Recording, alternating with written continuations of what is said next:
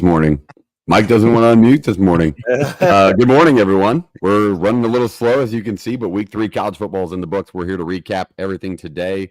Some of the ones we previewed, some other notable scores that popped in through the weekend. Not as many, I wouldn't say gigantic upsets, but there are some floating around there. Mississippi State got dismantled by Toledo. So there's some ugly games for the SEC. Colorado and Colorado State finished their game, which we'll talk about today on the notable scoreboard. But gentlemen are joining me. No Reese, he is busy this morning, but we have an extra one in the recaps this week to kind of come in and fend for himself. I think he got a little bit of heat last week from his Iowa State video. But JP, how we doing this morning? We ready to recap week 3, another great week? Good. I am ready to rewatch these games back on YouTube and stuff. I think that's my favorite part of Sunday is just sitting back and rewatching these games, because when you got 4 or 5 screens up, at one point I had 6 screens, not like TVs themselves, but like split screen, laptop, other TV kind of thing. I want to just look back at it and see if when I was processing while I was watching, it's the same thing I'm going to feel today when I'm looking back at it. So excited to be able to do that. I think that's my favorite part of Sundays and the recaps we do. Yeah, no, Sundays are always nice. Hopefully we're leading off your NFL Sunday before you start setting your fantasy lineup. Got us on the other screen. Jake, what'd you think? Initial thoughts of week 3 in college football as a whole? It was a good one. Bets, how'd they go? Greasy. I mean, he had some sick problems. Kent State plus 80 points is dirty work. Dirty work. Dude, it's so cool. Kent State plus 77, plus 83, and plus 88. That don't plus 88 points is then dirty work. We also had Tennessee minus 49 before the game even started. So we made all of our money back that we lost during the day because it was a little rough. Got caught on some of the short end of things on some of my bets this weekend, but it was fine. I mean, all the games were pretty damn entertaining. I thought it was a good slate. I was lucky enough to sit around and watch pretty much all of it happen. So we definitely do have a lot of thoughts to get out. But I thought overall, a lot of games were entertaining up until, I had a 2 TV setup, and you got Georgia and Kentucky on one and UCF and TCU on the other. Like, there was not a better nightcap than those 2 games. No, it ended up being pretty good. Started Thursday. There was a good matchup between Arizona State, Texas State. That one went down to the wire. Fantastic game. That was awesome. And that one was fun to watch. Then Friday, you brought a ranked matchup in Kansas State and Arizona, which we're going to recap actually first. So let's go into that. Let's talk about that game. Kansas State absolutely handles Arizona 31-7 at home. Arizona just couldn't get it going through the air, and Avery Johnson looks splendid. Jake, I'll let you give your thoughts on this one, being the Big 12 guy. I'm sure they'll get to hear about this on somewhere in the middle this week. Yeah, we'll break it down a little bit, but for me, this was everything when I picked Arizona to win and cover. This was everything I kind of feared what might happen. And it pretty much came true for, if you're an Arizona fan. Really struggled to run the football. I'm not sure if it's just missing Krosky Merritt or if you actually just don't have the line to be able to push Kansas State around. I'm not exactly sure on that yet. Avery Johnson, what did we say in the preview, fellas? We said, are we going to let Avery Johnson let loose? 110 yards on the ground. I think that's what we're going to get out of Avery Johnson this entire year. 156 yards, 2 touchdowns passing, and then 110 yards on the ground. That's a good Avery Johnson game in 2024. The other side, I thought Fafita and McMillan would cover a lot of inefficiencies with this football team, just with how good those 2 can be. But I don't feel as much anymore. McMillan still had 138 yards, 11 catches. That offense looks clunky and pretty bad. They got the Lamonius Craig kid, the other option, but boy, Fafita is just he's like an 8th grader just looking towards McMillan the whole time. He is just set on him. If it's not there, there's really no other option. And McMillan can't make up every single inefficiency for this offense. So little concerned with the Wildcats, the Arizona Wildcats, going into real Big 12 play. Yeah, and it was a little bit messy. Not from the start, though. I would say Arizona walked down the field to start the game, scored on a 1-yard touchdown run. You think, all right, this is kind of the matchup we're looking for mid-first quarter. It becomes 7-7. That Kansas State defense really settled in, forced Fafita to look Teteroa McMillan's direction the entire game, and just took advantage of that. So K-State did look good. I took more away from K-State in this spot than I do Arizona. I really didn't think Arizona was going to be the 20th ranked team in the country throughout the year. If I would be lying to you if I thought that was going to long stand throughout the season. JP, any thoughts on this matchup? Avery Johnson, I believe he had 110 yards on the ground. Yeah, I didn't get a ton of eyes on this one on Friday night, but I'm rewatching it like as we kind of go through things. It seems to me Arizona has just a bigger problem on both fronts than we thought, maybe. Yeah. It feels like they have the athletes offensively. It doesn't feel like they have the beef like on the offensive or defensive line. Well, their defensive line lost 2 guys to Texas, and I thought that was going to be a concern. And yeah, it clearly is right now. Clearly is. And so, and I wonder if like overworked, overhyped for this one, like they kind of just like, I don't know, overstimulated by the idea of this game. And so maybe it's a chill out thing, and then they get Utah in 2 weeks. They get a bye week in Utah. So it's time to kind of figure it out. I mean, they're at Utah too. So I think they just needed to reset themselves after this one and just be like, okay, that happened. Don't worry about it. We got to reset before we actually get into conference play, because it just feels like maybe there's moment got a little too big in their heads. They have a chance to really prove a lot of the narratives they're going to hear this week after this performance wrong next week, because Utah played a little bit slow this week. We're not going to talk about that game, but without Cam Rising, that team is not much. But it could be a chance for Arizona to shut up the narratives that I'm sure they'll hear plenty of this week after this absolute ass kicking. But all right, that is Arizona and K-State. Let's move down the line. Stay in the Big 12. Let's go UCF, TCU. This was a fantastic game. UCF comes back from a 28-7 deficit to upset. Well, it technically upset because TCU was a favorite. The Horned Frogs at home. I was going to ask about that. Our ATS board, right? Like, nobody's religiously looking at that, so we can all count that for a win on the second win, right? To cross the 0 to give 2 the other way. yeah. Nobody on Twitter. We're not big enough for people. That is frustrating as all hell. Giving a bad pick. We're just going to count that as a win for everybody, because we had a unanimous. Closed at 2.5. But on our board, we tweet out. That doesn't matter. Closed at 2.5, and then it benefits the boys. We're taking it. But huge win for UCF nonetheless to open up conference play. KJ Jefferson looked pretty good, 13 for 22, 230 yards and 3 scores. RJ Harvey was really good on the ground, got 29 carries for 180 yards and 2 scores. And then how about Hoover? I thought I got a chance to watch this one last night when I got back from Lincoln. Man, he can sling it. He's pretty accurate. He's pretty good. He's a young, talented quarterback, but he threw the ball 52 times. Like, you want to talk about an air raid offense. 52 times for 402 yards and 4 scores. I actually took away that kid's pretty good. Like, that kid is the future of TCU. And I mean, what did you think of him, Jake? You're kind of nodding your head like he's not very good, but he looked really good yesterday slinging it. I've been very anti Josh Hoover just because I know what TCU is. I mean, I knew they weren't going to be able to run the football. Like, Cam Cook has 35 yards on the ground for them, and Hoover was really good for the first 31 points.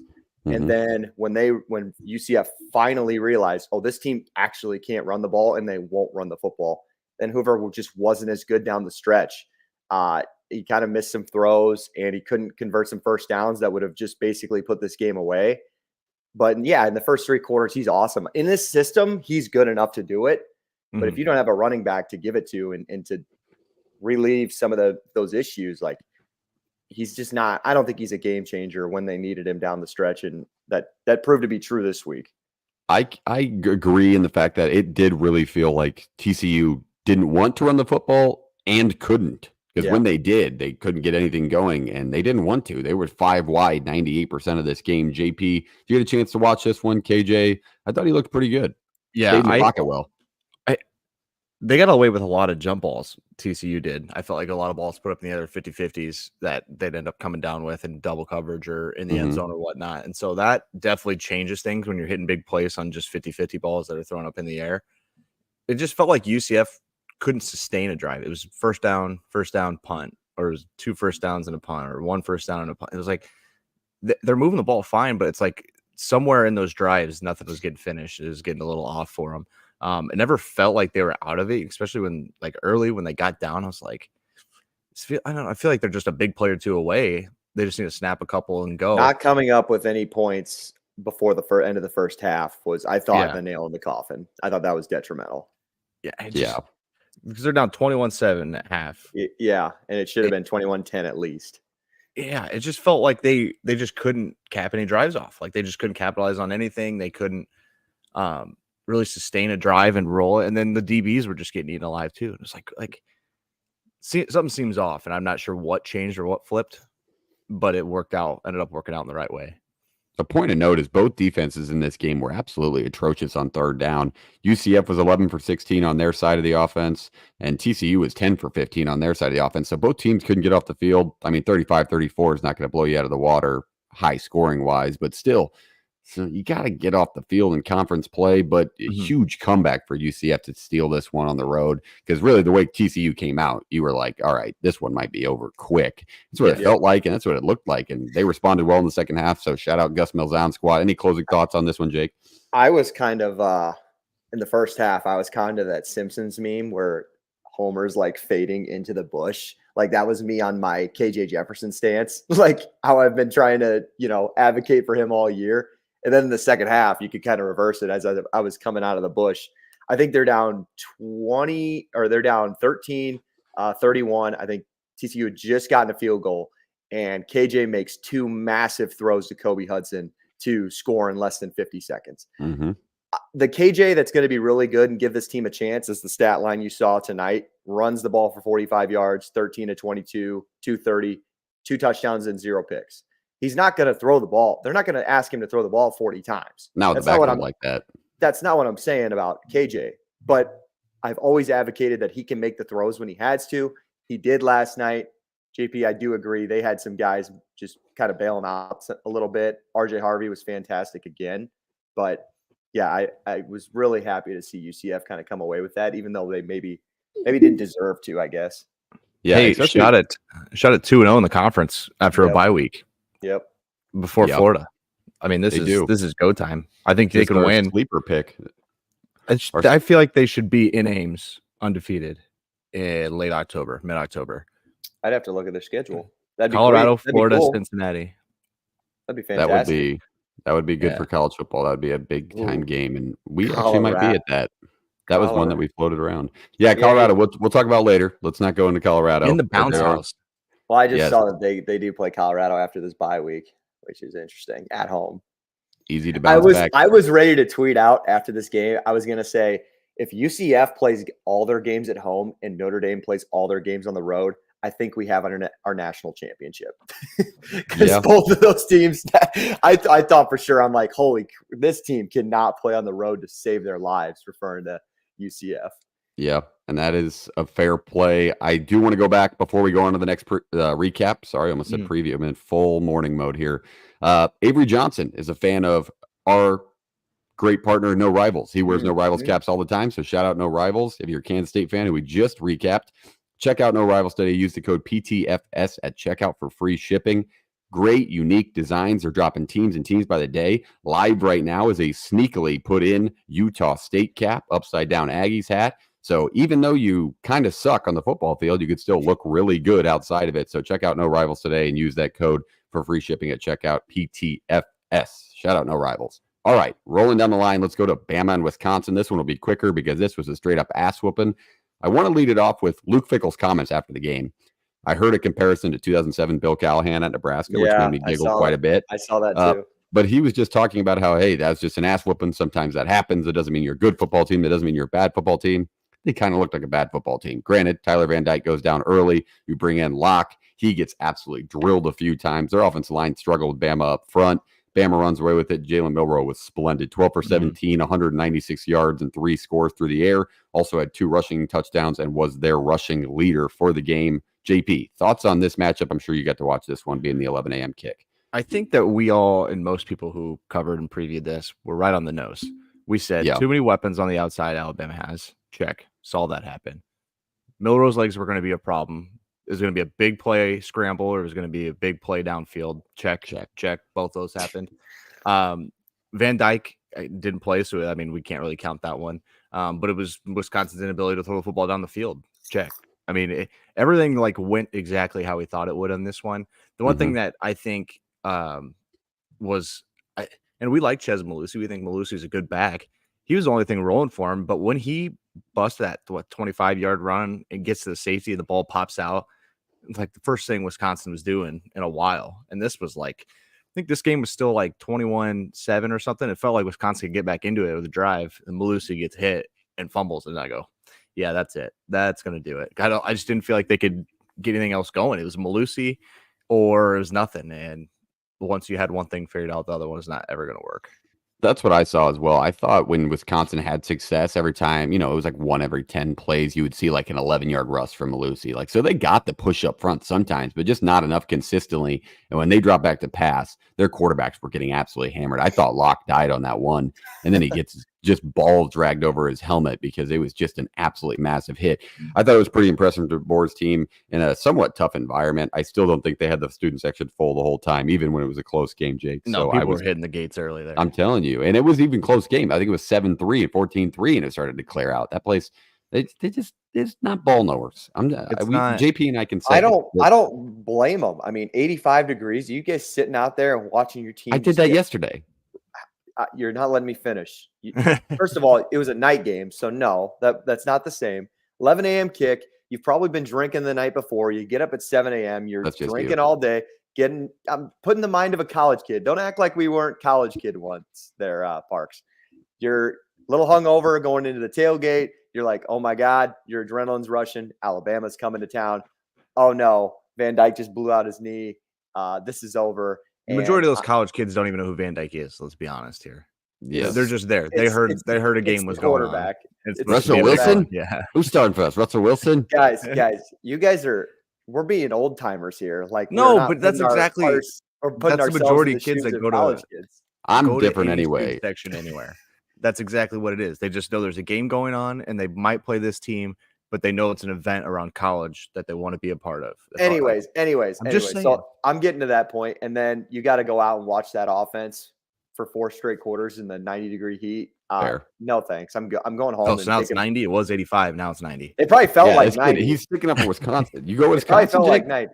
No, I'm just sticking up for the students that had to be put through that torture, because these Big Ten West teams are just wake up. Like, there was a part of me that was like mad at Nebraska student section last night. Like, we were up 27-3 with like 5 minutes left, and it's just clearing out. I'm like, what are you doing? Just wait the last 5 minutes. The bars will still be open. I just don't understand. But does Nebraska serve beer at games? Nope.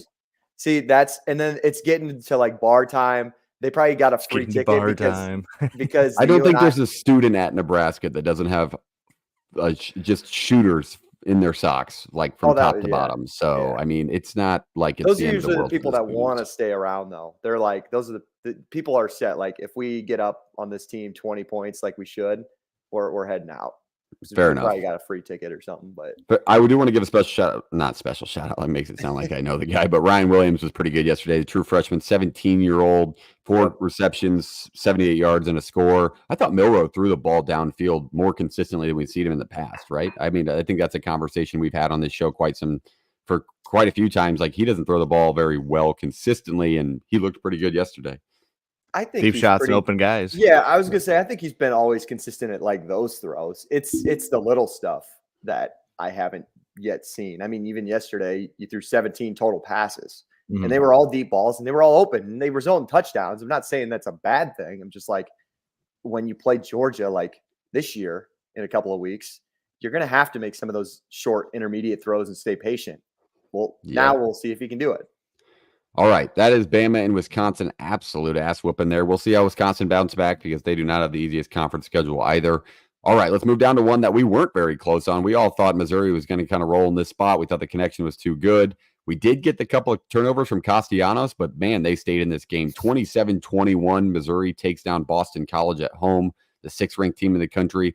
And Luther Burden had 6 receptions for 117 yards and a score. He made a really good play there, but also ran into some trouble with some bad penalties late in the game. Yeah. Boston College covers this one because it was a 14.5 to 16.5 point spread. JP, your initial thoughts on Brady Cook and the Mizzou Tigers taking this one?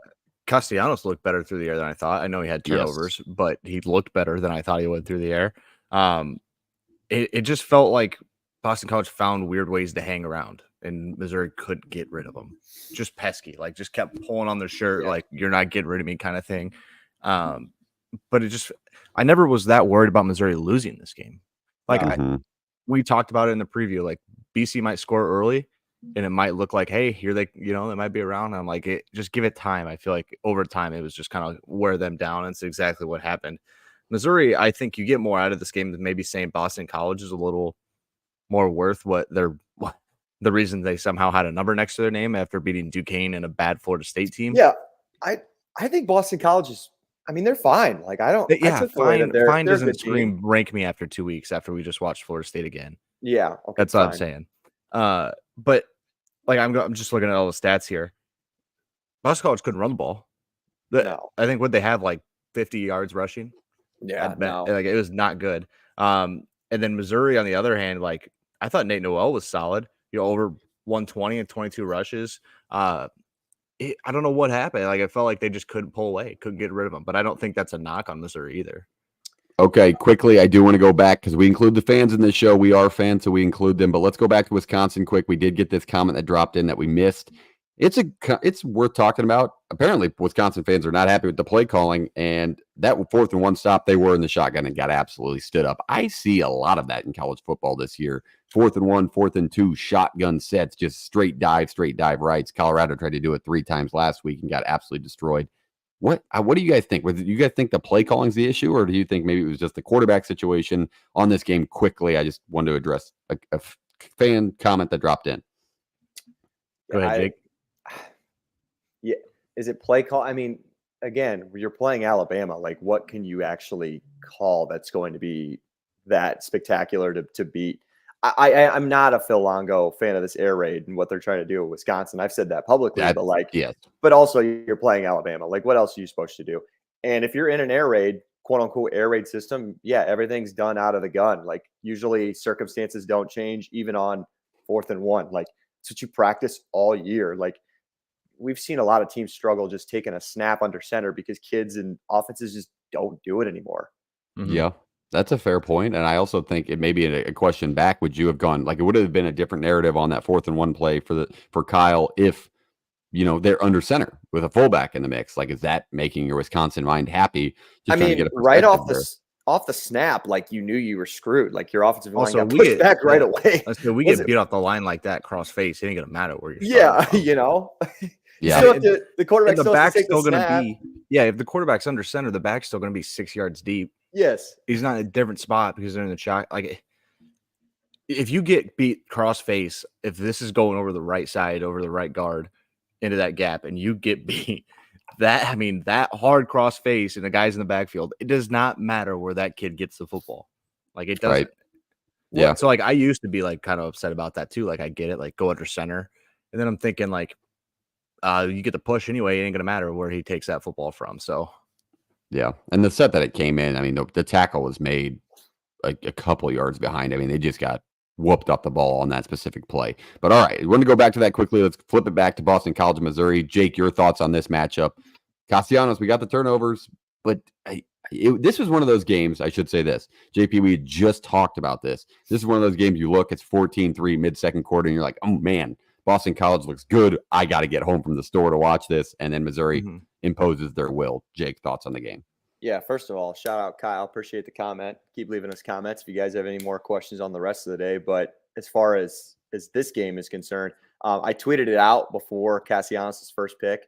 Bill O'Brien's been doing a fantastic job with making Thomas Castellanos, I've seen both, whatever, making him a prolific passer, at least to a certain degree. Like he's not an NFL quarterback, but he's making a lot better reads than what Jeff Hafley. A little rude.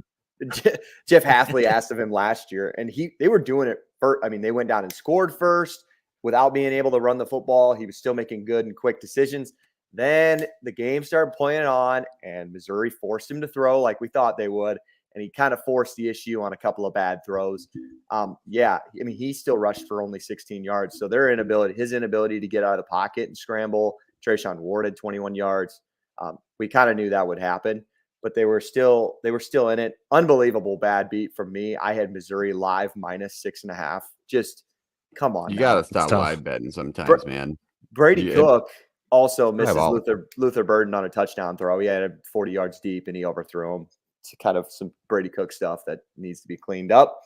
But I think JP said it. I was never worried that Missouri was going to lose this game. Never felt like that to me.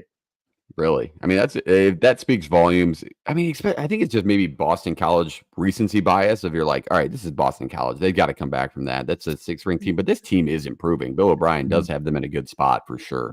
It's a team that didn't quit. Like it wasn't like they were just like lollygagging around. Like they were they're fighting back into this game. Like they just didn't have the ability to. They just weren't good enough, if we're being honest. Like I think Missouri was like okay with where they were at. Well, obviously they got the ball and they ran it out, but at the same time, they were like, if Boston College were to get the ball one more time, we know Castellanos is going to have to throw 80 yards every play to get us down and make the game-winning drive. And I think they trusted their defense, as they should. The defense has been a good surprise so far for them.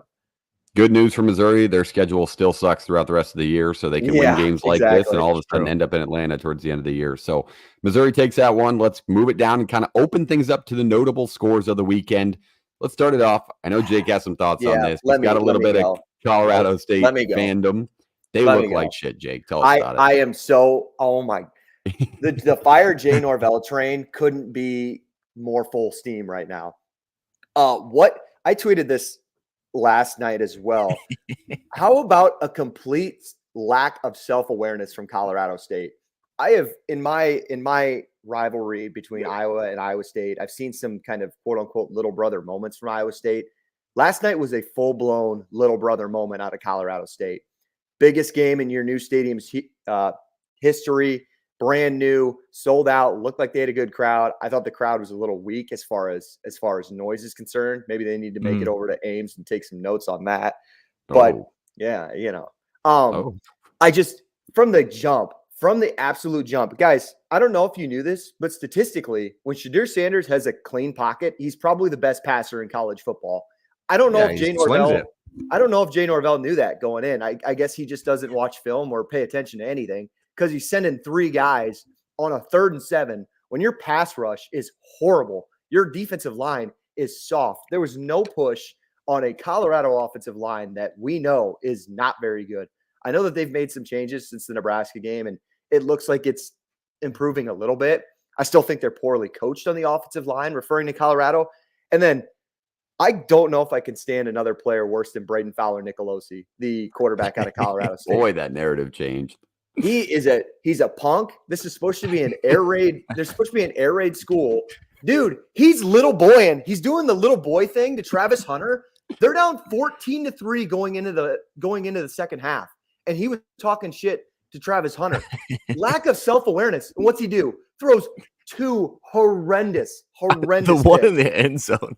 I was laughing so hard. Horrendous. It was an absolute joke what that team did yesterday. And I know that those comments they made was in the preseason long time ago, and they just resurfaced. It doesn't matter when it is. You cannot say that. Come out and back it up. And that was one of the softer games that team is bad. And Jay Norvell, if you can't win 6 games at Colorado State, like the Mountain West is not very good. You have probably top 3 most money in that league. You're now going to be a Pac-12 school, which we maybe cover later this week. So like, obviously the resources are there for you to be okay. Like people see that, and he's 0-6 against Wyoming, Air Force, and Colorado.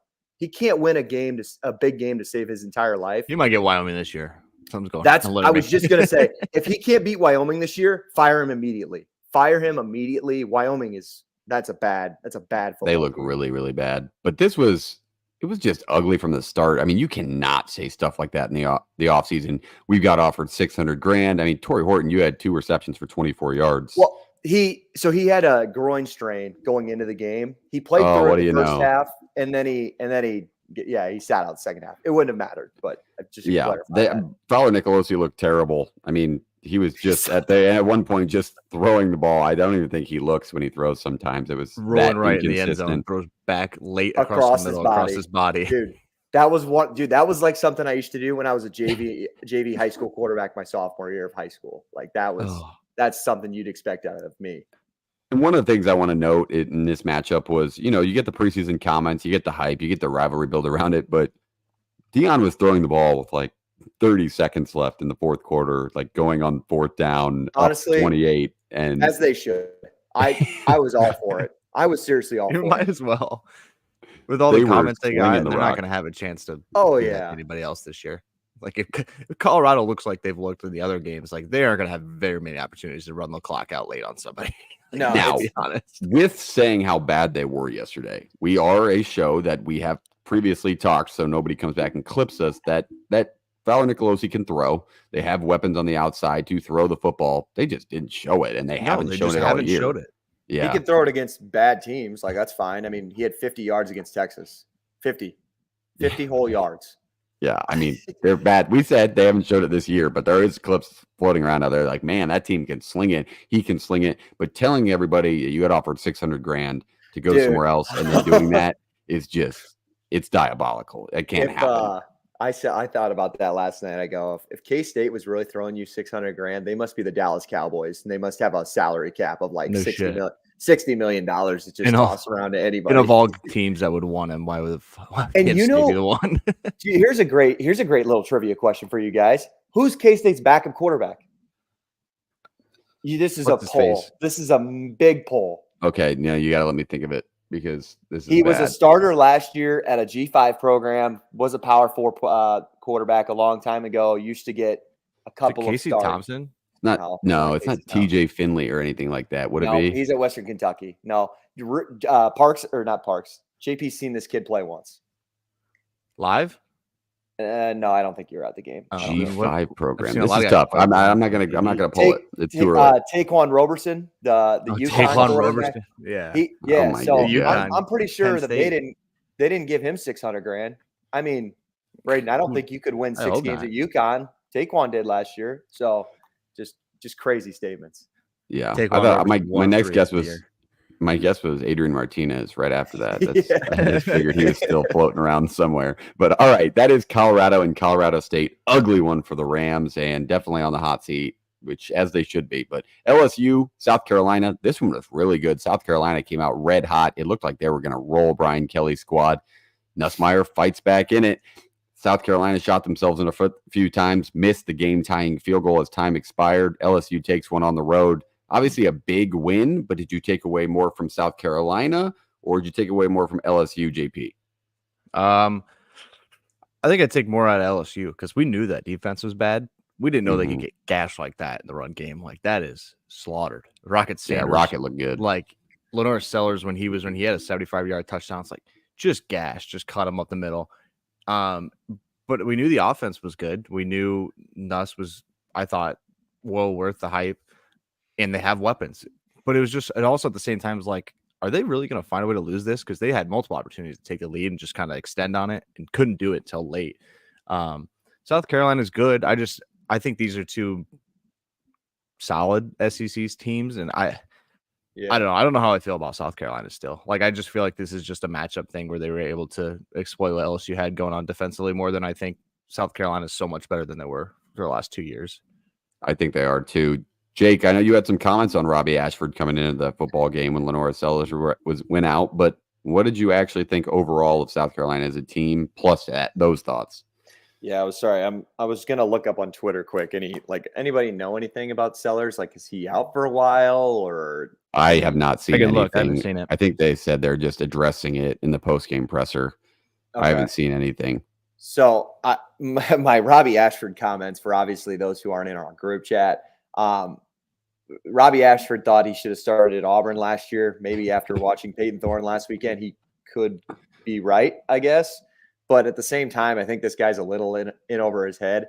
Just tried to be so extra in a lot of the scrambles and making plays like that. And ultimately kind of cost him the game. Now, South Carolina fans would say the refs cost him the game, taking away some pick six touchdowns. And I mean, that was a blinding block on that one pick six they tried to lay.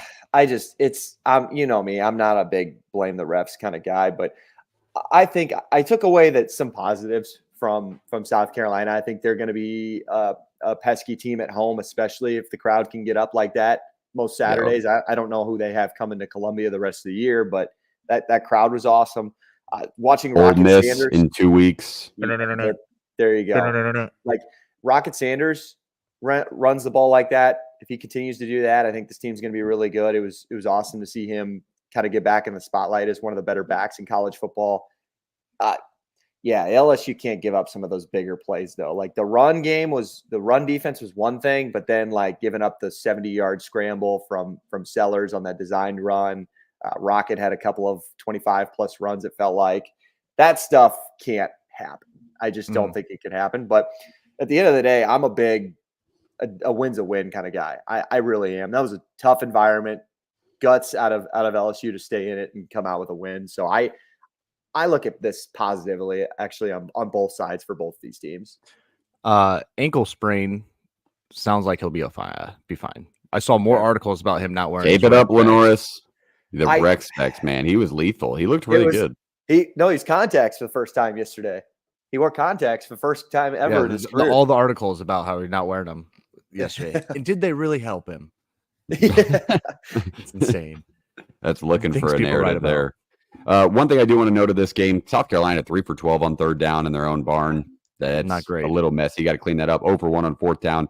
And then the penalty game. I know we said we're not going to blame the refs, but you get 2 pick sixes taken off the board and you have 13 penalties for 123 yards. It's going to be tough to win in any scenario. That really let LSU back in that game. But they get it done.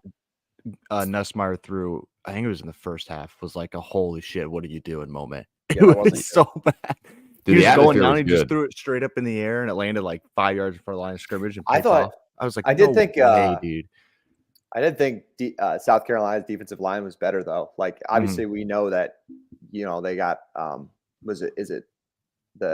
who's the other tackle for LSU that's going to be really good this year, Campbell. Like they got a really good offensive line, and they're all 6'5" or above. Yeah. And I thought they're massive. I think South Carolina's feeling good about what they got on the defensive line. I don't know where this came in, but we're going to throw it up quick. What do we got here? I don't. It's Caleb Johnson. I don't know what this is. I don't know what this is. He's the only thing that's consistent right now. Big game for Iowa City. Game against Troy. He's had over 150 in all of them, basically. Yeah, that's Sean good. Green pace. I mean, I don't know. They look like shit yesterday again. That's good. That good did not sound very genuine, Jordan. What do you think about that? That didn't sound. That sounded like that's good. It's quiet. It's a quiet 170 every time. Like it's what it is. It's not like I will say he's quick, and he doesn't look like he's running whenever he runs. Caleb Johnson just quickly. No. Like my whole thing is, I wish he would be. I think we should preface by like Caleb Johnson's the Iowa running back for those who are listening. Yeah, I know most of our listeners. That's probably not a household name. That's a fair thing. They look disgusting yesterday too. So yeah, a little messy, but you can check those out. Thank you, Austin. In our fan perspectives, we are going to recap and preview next week's games. JP, do they have a bye next week? I'm sorry, I'm not up to date on Iowa's schedule. Yeah. Okay, so bye next week. So we will recap the Troy game in that one. Jake is recording the Arkansas State preview. Yep. Arkansas State. Jalen Rayner. Old Red Wolves. All right, so the Red Wolves preview will be tonight, and he will hopefully talk to Minnesota next week. Bye weeks after that. Okay, so Minnesota next week. So that's a big get back game. So that's a big game for Iowa. You got to preview that one. There's some good games this week. Week 4 is going to be a good one. And then Nebraska's a huge one Friday night against Illinois. Yep. Illinois is probably going to be ranked both 3-0 teams. So it should be a very fun one that I will recap both you and I and preview that one this week as well. So check those out on our YouTube and hit the subscribe button. Honestly, I was a little upset that you didn't get more of a fight out of you and I, just so we could like all complain together. Fuck off. I hate playing you and I. Being to sleep. It was I told you. I will give a light. No, they looked pretty. They were not bad. Early.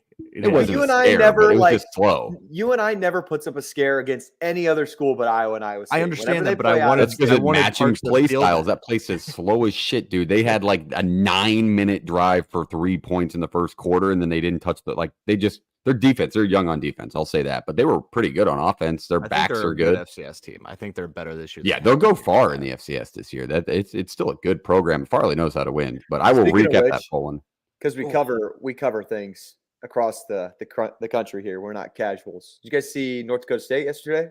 Yes. Wow. East Tennessee State. I don't know if East Tennessee State's going to be any good, but Colorado. I don't think East Tennessee State's good. That Colorado win versus North Dakota State looks worse and worse every single week. It does, but they did take it to your Rams, Jake. I don't know if you can say that. They took it right through Colorado. That team would lose to probably Howard. Like Colorado State would probably lose to Howard. They're so bad. All right, there it is. We got the sneak in on the Iowa. So check out the Fan Perspectives live on our YouTube. They're coming out this week. We're dropping 8 YouTube videos a week right now. So there's a lot of good content going up on there. Check it out. Hit the subscribe button. Give every video a like, including this one right now. We appreciate you. But let's move down the line. Let's talk Backyard Brawl. This one was just a back and forth battle. West Virginia couldn't get it done, man. Garrett Green, they just couldn't get it done. I don't know if you took away more from Pitt in this game, but JP, the Pitt Panthers get the win here.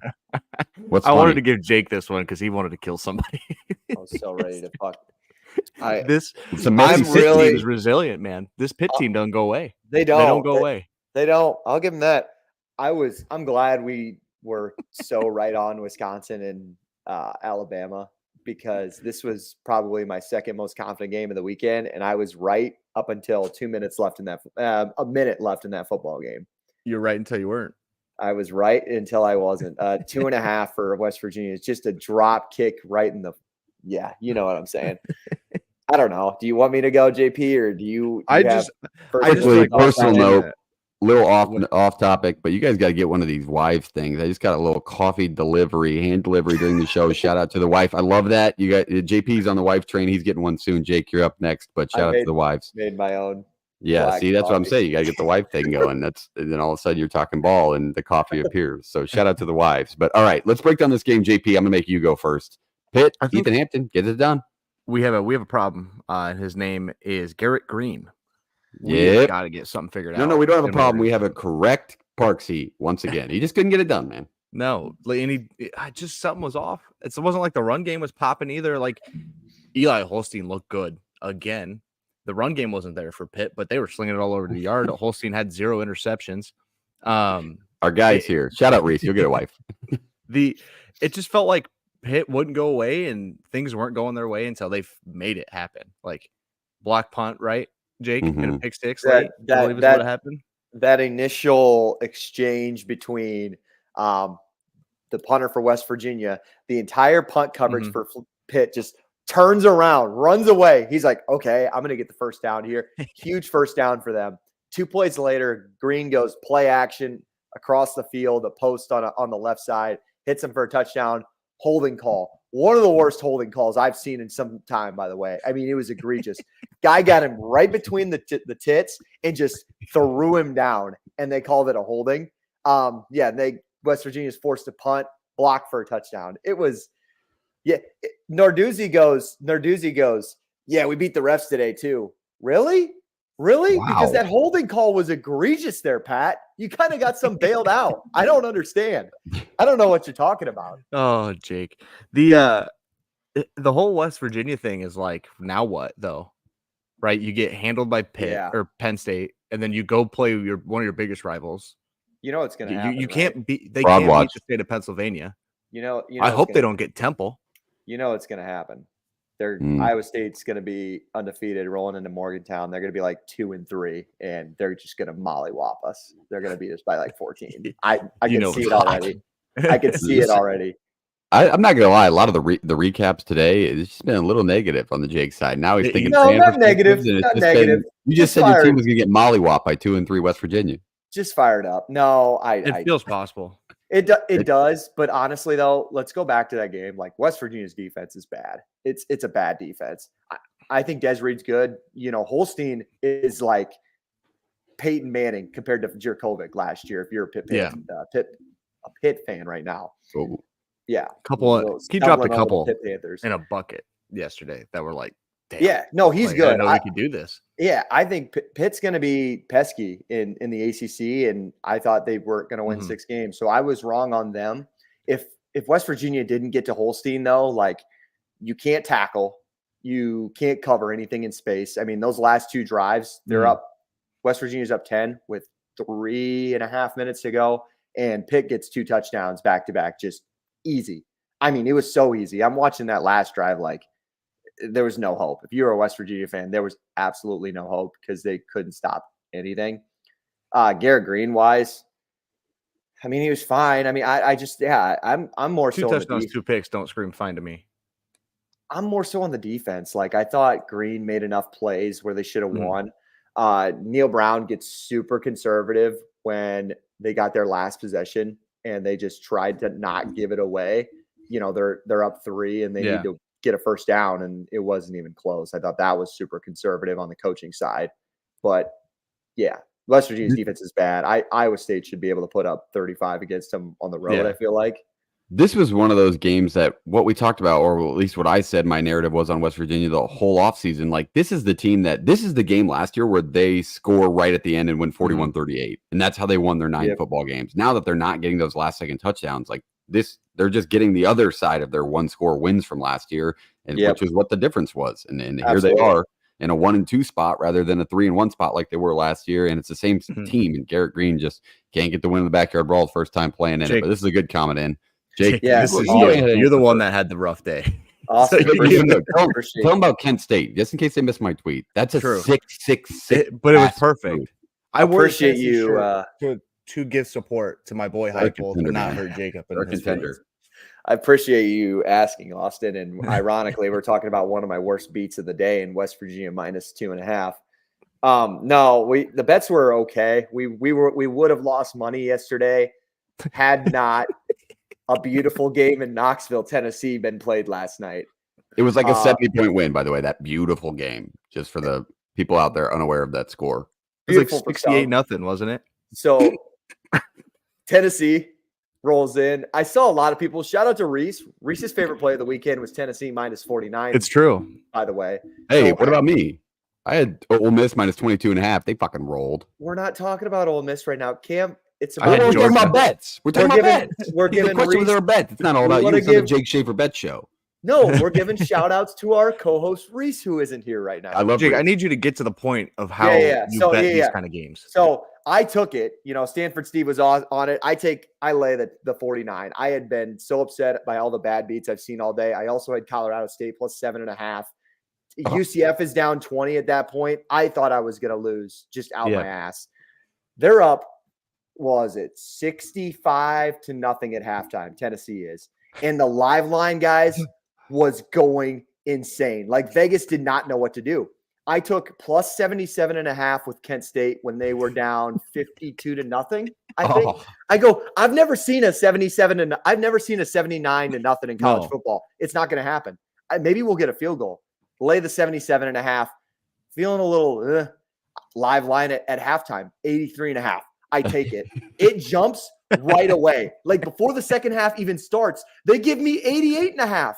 I've never seen You should always take those numbers. Oh, yeah. 88.5. I've never seen a team lose 90-0 in college football. They'll run down the clock. My only concern was that they were going to shorten the clock, and then my bets were all going to cancel out, because that's happened a couple times this year. I'm telling you, that's how you bet these big number games. Just let it play out and then take live numbers at like plus, because teams don't want to beat other teams by 60. No, they don't want to beat teams by 70. Like, they just don't want to do that. So they just kind of slow everything down. The game goes, whatever. Dude, that's how you bet these games. So when you grab 71.5, 73.5, and 85, like, both teams in the second half literally ran the ball every play and ran it down till 20 seconds. Dude, Tennessee was trying to go for it in the red zone on 4th down. Tennessee was up 30 and onside kicked. Yeah, they just foot on their throat. I loved it. Kent State had a 51-yard field goal attempt, their only shot of the day. Guys, I was living and dying on that kick. I thought that was going to be the difference. Turns out it didn't matter. He missed it right off the crossbar. It was so close. But yeah, shout out the Golden Flashes winning me back all my money yesterday. Fans, bad news. You go and play in Happy Valley next week as well. I am not sure who is trying to kill your program, but this is not a great look. But I just like to think of Jake's other side of his thoughts on those bets. Like, 78.5. I have to take that. There's no way they win by 79. Answer the question. Answer the question. When's the last time you've seen 2 FBS teams play where you saw a score 79-0? Like, 79-0, not sure, but we did watch South Alabama win 87-10 on Thursday. But that was an FCS game, and that one came down. Reese is already on Penn State next week. That line, it might be 50. It's probably already out, honestly. Yeah. what was going through my mind yesterday, laying those points, like guys, if you listen to Cover 3 and they do their quote unquote sicko mode, and Bud Elliott's his line goes, I don't know what you guys were doing yesterday, but I was laying the line on Kentucky and ULM every minute I could. That was me. ULM Kentucky. That was me yesterday with Kent State. 51 and a half. Lay it. All right, let's move on to the last game on the slate. That's how bets went. We will recap those on the show as well a little bit once we get our feet under us, because the bet boards were a little messy. We had a lot of picks going out this week. But let's talk about the last one. Georgia got in a kind of a dogfight in Lexington with Kentucky. Thank you. Thank you. I like that. But the Cats stayed in it all game. Had a chance towards the end, just couldn't get anything going. I had a guy in the front seat of the car on the way back from Lincoln watching it on his phone. He was like, oh, they're on the 40-yard line going in. Like, I think they're going to kick a field goal. And I looked, they're on like the 25, lying bastard. So I really thought Georgia was going to get upset yesterday. This game was a little messy from start to finish. Anybody get to take away anything from this game or get to see a lot of parts of it, JP? Kirby Smart's pretty happy that they won this game and they got scared. Yeah. So it's like, hey, you're not invincible. Like, you Quarterback can be beat and you will get beat. That's the first time I feel like we've seen Stetson Bennett really struggle. And I think whoa. I don't think we've seen Stetson Bennett struggle in a while. Sorry. I don't know why. Carson Beck. He did struggle for the Rams on the bench. He didn't wrinkle the waters very much well at all. I never would have noticed I said that either. Like, it's the morning. We are a night show. Sunday morning. We thrive at night on this show. We got 30 minutes till NFL kickoff. Completely understandable. Both quarterbacks did struggle yesterday. Vandergrift still hasn't shown much. Jake, thoughts from this matchup? Yeah, I got to watch pretty much the whole second half. I mean, I was locked into it. Again, I never really felt like Georgia was ever threatened.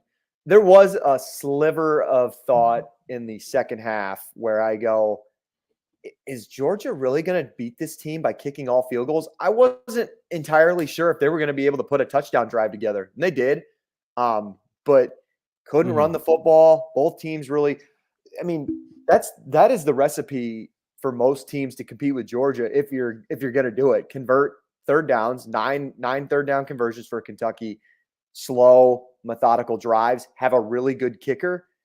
I'll ask you guys, I guess, Parks, I'm not sure if you watched the end, JP, if you did. Me and my brother were getting into text exchange back and forth, and I'm probably in the minority thinking this. A bad move by Mark to punt the ball on that last possession. You guys disagree? Because I was okay with it. I was okay with it because going into that possession, Georgia had converted 3 third downs all game. We knew they couldn't run the ball. They struggled to run the football. They had a chance to give up. They only could give up 1 first down. So they had the luxury of giving up 1 if they had to. Unfortunately, they gave up 2, almost forced a fumble on Oscar Delp. But I was like, if you go for it on that 4th down, all the way back, I think you were on your own 25. You're not getting it. It was 4th and 13, I think. You're not getting it. That's an automatic either field goal for Georgia, which makes it a 4-point game, which we know you can't go down and score a touchdown if you're Kentucky, or you just punt it. Maybe you get the stop. All you needed was to get in field goal range, and that kid was knocking them down from 50-plus yards, and he was solid. So it's not like you needed to put a big drive together if you got the stop after you punted. I just trusted the defense. Stoops obviously did too. I don't think he was in the wrong to do it. A lot of people said it was like a loser mentality. I disagree. I don't know. That's kind of the way I saw it. I don't know if you can call it a loser mentality with the pace that game was going. Like you're talking about, it was a 13-9 game. You've got to trust your defense in that point because Georgia really couldn't get anything going either. It just felt like it was almost like a 1912 style game. Like you look at the back and you see Yale beat Minnesota 6-0 in 1912. Like, that's what this game felt like. Yeah. That wasn't even football. That was just moving. beating the shit out of each other. Yeah, just leather helmets, just beating the hell out of each other. That's what it was. It really was because the quarterbacks did not look good on either side. Carson Beck, 15 for 24, 160 yards. Vandegrift, I should have laid Indiana 27 and 114. I knew it. Speaking of bets, I live laid Indiana minus 14.5. That was one of my better winners of the weekend. You didn't want the 3 before kickoff. You wanted 14.5. Jordan, I already sick man. I regretted not taking the 3, and I was kicking myself for it. And there was a couple of other live lines I should have taken yesterday, and I'm like, I'm not second guessing this one. That team UCLA was very much outcoached, I thought. book agent and the government watching over Mhm. Jake's account, watching 78, 87, 14 and a half pop in these games that were much Dude. less at one point has got Yeah. to be. And then on one the top of best it, things. we cashed UCF money line, which we thought was dead from the jump. UCF money line survives. We finished strong yesterday. It could have been a lot worse. It got gross. It did get gross. I It told you water guys was that deep. greasy Saturday. I needed a shower after watching all of those games. It was Absolute greasy. But all right, let's open it up. Any other games that I didn't have on the boards? I mean, I tried to get Yeah. as many as possible. I will not be making comments on North Texas at this time. Hopefully we can readdress this past week. But Jake. Do we? Oh, I'm sorry, JP, go ahead. I was gonna say Memphis. I was gonna say Yes, do that we was the wanna one I didn't go- want to get on quick? there. Do we want to go that direction? I think we know Memphis is good. Really? I do. Let me open that it was up a with this better question. Florida Let me- State team Let me give you a question to defensively. roll off of. Is this? I've heard multiple people. I've had one people say you got to get rid of Norvell. He's not the him. But I've heard the guys say you can't get rid of Norvell. Absolutely, you can't. I I don't think so either. Not after that. But still, this is a bad. It's a rough situation. College football fans are absolutely psychotic. He's going to be around next year. I don't know what you're talking about, but that's a bad team. I'm not talking about it. I said I. No, heard I'm not. He's I'm not putting these referring. narratives on me. I'm not referring to you. I was referring Okay. to the general public. Just to put this out in the public, Jake, we did receive a text from you yesterday. Let me go back and find it here quickly. Oh boy, And I believe I it said a said- lot of them, so be careful what you say. I don't. Yeah, no, it's remember not a lot that of- bad. It said something about, I believe, this Florida State offense makes me physically sick to my stomach. There was Yeah. something like along those lines. It was actually, it's disgusting what they're throwing out there on offense. I really hope Florida State manages to win 6 games. Can we please get Florida State, Iowa in a bowl game this year? Please. Like, just make it happen. He's throwing shots a little bit. They look worse than us. No, they are worse than, I agree, but I just want to see it. I have to see those two teams play. Also, a lot of people giving out over in that game. I mean, I know I'm a hypocrite because on our ATS board, I took Florida State. But what have you been watching to think that was going to hit over? That was mind-boggling I to thought me. Florida State's defense was better than it had been in the last couple weeks. That's what It didn't. I still that think was- Memphis is good, but they found a way to get to Memphis. Like pass rush finally existed. That was They weren't getting positive. gashed in the run as much. To see Florida State's defense, they could have easily given up and just bowed up.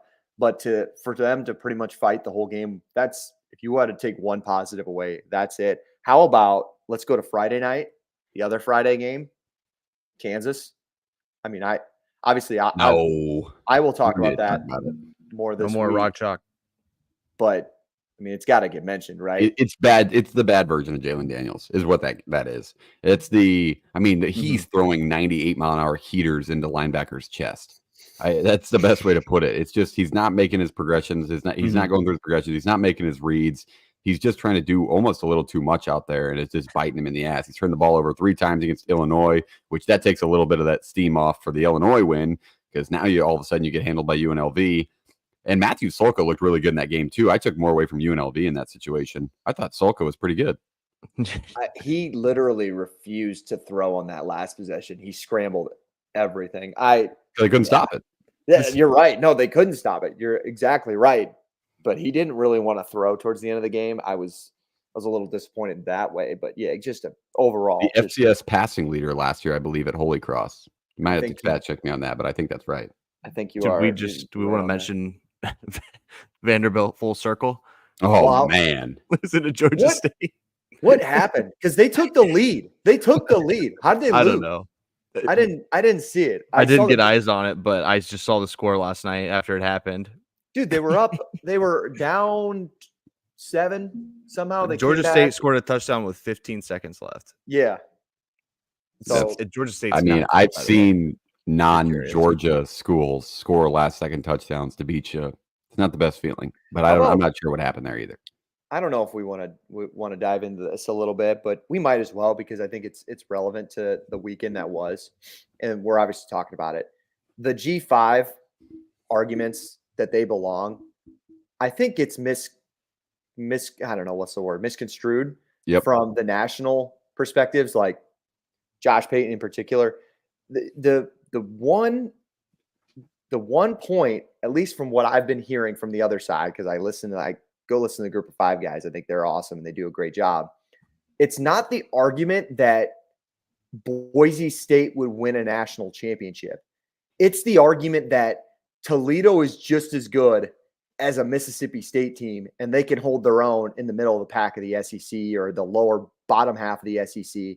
It's the Georgia State's good enough to beat Vandy.